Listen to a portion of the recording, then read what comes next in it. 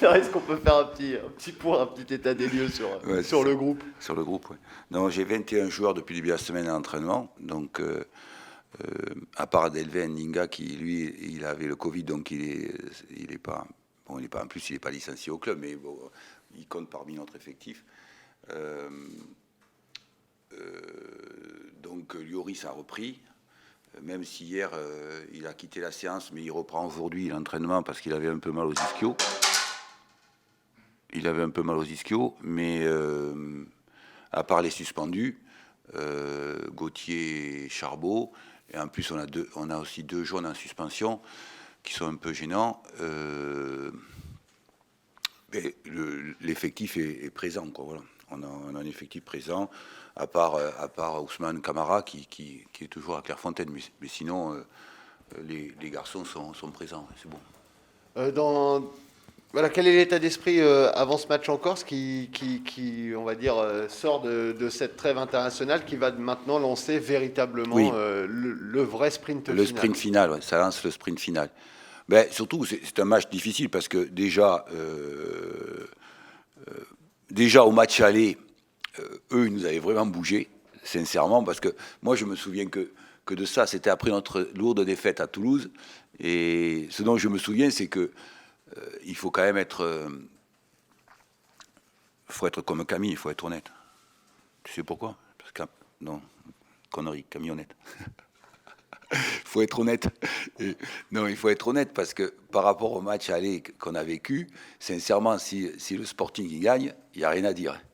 Parce que on gagne notre match, 3 points, mais les souvenirs que j'ai, c'est que je me dis, on s'est fait bouger grave. Et j'avais des sentiments. Et tu vois, c'est bizarre parce que d'aucuns diraient, il y a des matchs que tu ne sais pas pourquoi, tu prends 0 point et tu as l'impression que tu as tenu tous les débats. Et puis il y a des matchs où faut être honnête quand même. Il y a des matchs où le match allait, quand j'ai fini le match, quelque part j'avais un peu honte de venir ici avec les 3 points. Parce qu'ils avaient fait un très très bon match. Ils avaient une équipe très technique, ils avaient fait un très bon match. Mais non, c'est un match délicat parce qu'eux, ils n'ont pas perdu un match donc, chez eux, hein, 0 défaite.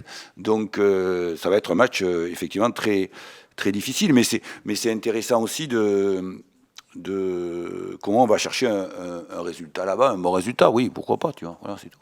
Mais c'est vrai que chez eux, ils n'ont pas de défaite. Ils ont des matchs nuls, mon staff me disait, mais ils n'ont aucune défaite. Il y a, il y a le challenge, entre guillemets, sportif par rapport à l'adversaire, le challenge aussi vis-à-vis de votre équipe, c'est donc, vous l'avez dit, il y a vos deux suspendus, c'est Oui. deux joueurs très importants du secteur offensif. Comment vous allez gérer ça, sachant que l'avantage, c'est que sur les derniers matchs, vous avez eu à faire déjà pas mal de changements, donc quelque part, vous avez déjà eu à jouer sans eux. Ouais. Non, mais c'est quand même une stratégie importante de concerner tout le groupe. C'est souvent ici que je vous le dis, pour l'avoir vécu. Mais n'empêche que quand il te manque Hein et Charbot, c'est lourd. Et même eux, il leur manque 3 ou 4 joueurs titulaires. Mais quelque part, aussi, c'est vrai que quand tu es coach, ça t'inquiète. Ça te fait du souci de ne pas avoir tes éléments. Mais quand tu as 20 ou 25 ans d'expérience et que tu sais que ça fait partie du jeu, les cartons jaunes, les cartons rouges, et on en distribue en France. Hein. On est certainement le pays où on distribue le plus de jaunes et de rouges. Je ne sais pas si c'est une raison économique ou financière pour prendre du pognon, mais n'empêche qu'on est vraiment le pays où on distribue le plus de jaunes et de rouges. On aime bien le côté sanction chez nous. Et, tu te rends compte que par rapport à ça, c'est vrai que pour cette fin de saison, ça te fait flipper quand tu es coach. Ça te fait flipper qu'il te manque un ou deux joueurs. Et c'est pour cette raison aussi que, quelque part, tu ouvres un peu, tu élargis le spectre quand tu es entre ce que je dis souvent à des jeunes entraîneurs qui viennent, quand tu es, contrairement à ce qui se passait dans le temps où les entraîneurs aimaient bien toujours équipe titulaire. Mais comment tu construis un projet quand tu es entre le mois d'août et le mois de décembre en concernant beaucoup de monde, de façon à ce que si tu te retrouves en situation très délicate et très difficile, ce que j'ai vécu entre le mois de mars, avril, mai, quand tu as concerné tout le monde, tu peux peut-être aller chercher encore des points. Même si, je ne te cache pas, Julien, que le fait d'avoir des suspendus, etc., ça te fait flipper un peu, quoi. Voilà, ça te fait flipper un peu pour la fin de saison, puisque là maintenant, on est à 6 semaines, et voilà, c'est l'essentiel, c'est le principal. Voilà. Il y a un dialogue, il y a un entretien particulier avec les joueurs qui vont être amenés à les remplacer, parce que, encore une fois, dans l'esprit, il y a une différence entre devoir jouer il y a quelques semaines et là, maintenant, où on a conscience, j'imagine, dans le groupe, pour vous, pour cette fin de saison, que la vérité va désormais éclater, quoi. C'est le vrai championnat débute pour vous. Oui, c'est ça. Ouais. Est-ce que ces joueurs-là... Mais c'est tous les ans comme ça. D'ailleurs, il y a 2 ans, quand on arrête les 10 journées de championnat en fin de saison, moi, sincèrement, c'est mon seul avis. Tu as tous les dirigeants français, ils arrêtent la fin de saison. Mais on est les seuls, dans toute l'Europe ou dans le monde entier, à avoir fait ça. Nous, on fait toujours qu'on se distingue. Parce que c'est là où c'est décisif. Attention, j'insiste lourdement. Si tu restes avec la victoire à 2 points, 1 point, là, ça va, tu fais match nul, tu es content. Mais maintenant, avec la victoire à 3 points, c'est vrai que comment tu travailles pour... Et c'est vrai que quand tu me poses des questions maintenant, moi, quand je suis à 6 matchs, à 6 semaines de la fin, Furlan est comme ça. Il se chie dessus. Parce que tu as envie que ça fonctionne très bien, que tu aies à la fois de la réussite, etc. Voilà. Même si, honnêtement, c'est beaucoup plus agréable de ce qu'on évoque là ensemble, parce qu'on évoque de jouer les premiers rôles, que si tu dois jouer le maintien, voilà, c'est ça. Là, c'est quand même beaucoup plus agréable et tu es plus light, même si tu as envie toujours d'avoir beaucoup d'ambition et de réussir, évidemment. Et comment le groupe se sent le dernier match, voilà, remonte, mais ça a été une défaite forcément un peu difficile à encaisser, j'imagine.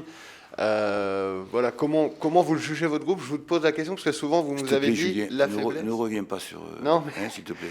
Vous avez dit souvent tu vas me faire monter la faiblesse de votre groupe, c'est dans des fois, dès qu'il y a un truc négatif, eux, ça leur fait mal. Est-ce que vous l'avez ressenti ou est-ce que l'avantage, c'est que cette trêve internationale, elle a permis aussi d'évacuer tout ça avant d'attaquer la dernière ligne? Alors, c'est une vraie question. C'est une vraie question parce qu'en fait, je pourrais faire preuve de certitude et te dire non, c'est comme ça, voilà, je suis le boss, les mecs, ils ont... Non, c'est une vraie question quand tu es dans un projet global et que tu te rends compte que tu as beaucoup de jeunes et que, quelque part, je sais qu'il y a 6-7 joueurs de très très bon niveau qui peuvent jouer au-dessus et qui, effectivement, sont capables d'assumer. Mais après, dans le groupe global de 21 ou 22 joueurs, c'est une vraie question pour moi de savoir...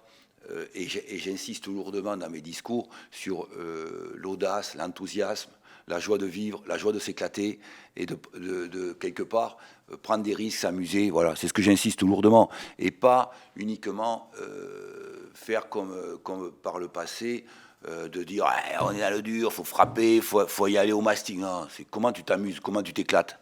Comment tu as de l'audace et comment tu as envie de rendre les gens heureux parce que tu t'amuses et tu t'éclates. Un peu comme ce qu'on a vu la deuxième mi-temps contre Toulouse. Et c'est ce que j'ai envie de revoir, même si on était à 10. Ce que j'ai envie de voir, c'est ça. Moi, dans ma philosophie, c'est ça que je veux voir. C'est-à-dire comment tu donnes envie aux gens de venir au stade parce qu'il y a de l'audace, il y a des prises de risques, c'est pas une affaire de comptabilité.